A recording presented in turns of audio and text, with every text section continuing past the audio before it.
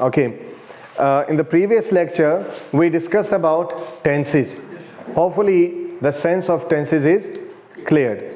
We discussed that, we discussed the practice of tense like he takes, he took, he will take, he is taking it, he was taking, he will be taking tea, he has taken tea, he had taken tea, he will have taken tea, he has been taking tea, he had been taking, he will have been taking tea. We already have discussed this. Then we discussed the senses of the tenses, that which tense is used in which sense and where. Like indefinite, why indefinite is called indefinite? Because it is not defined for a single task only. It deals with action, state, condition, position, relation, etc. Rest of all the tenses, rest of the tenses are continuous, perfect and perfect continuous. They are called definite tenses because they deal with actions only. Clear? And we discussed routine works in indefinite tense. We discussed state, condition, position, relation, etc. including actions. But rest of all the things are also discussed in indefinite only. They are not discussed in definite tenses. Clear? In definite tenses, the very first A was continuous. Continuous means the action in progress, where the action is in progress, where the action is continuous. There we use continuous tense. Like the action is in progress, it is going on. There we use continuous tense. When the action is completed recently, or was completed recently, or will be completed recently, there we will use perfect tense. And perfect continuous is used when the action was started in past and still it is going on. So hopefully that is cleared.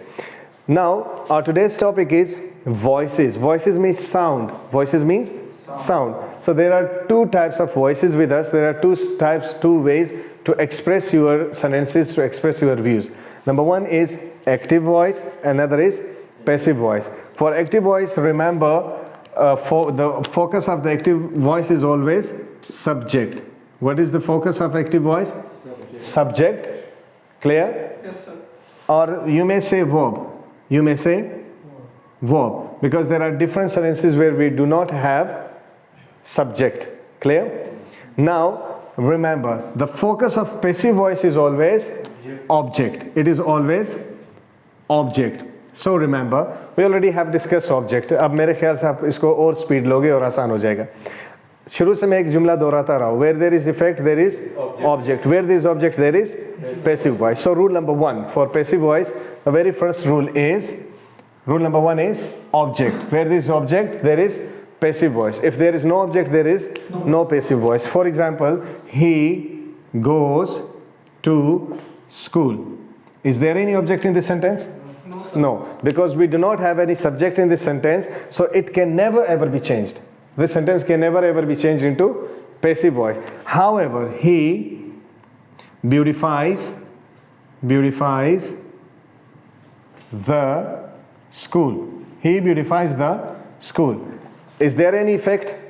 Yes, sir. Beautifies. If there is effect, there is object. We have objects. This in this sentence, school is what? School is object. However, it is not object here. It is not object here. But this is something.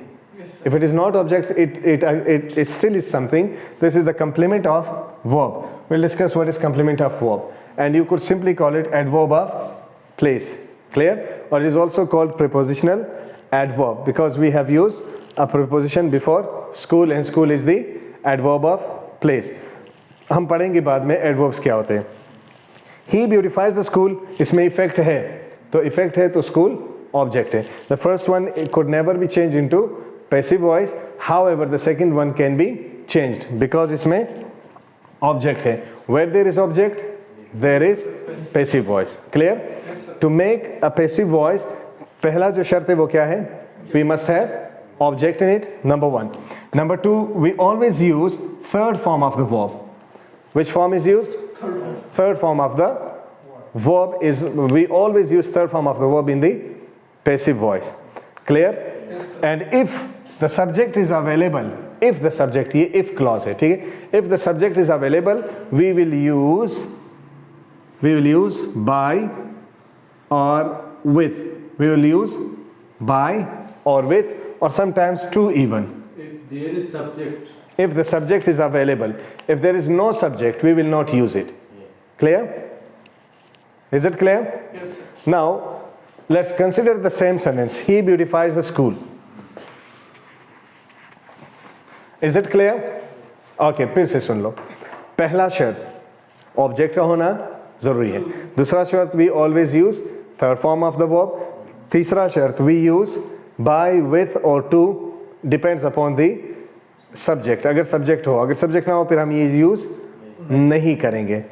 For example जैसे हमने start लिया था, ज़्यादा दिमाग use नहीं करना है, सिर्फ फॉलो करना है, ठीक है। Let's start with indefinite tenses. सबको याद हो गए? Okay, let's start with indefinite. Indefinite,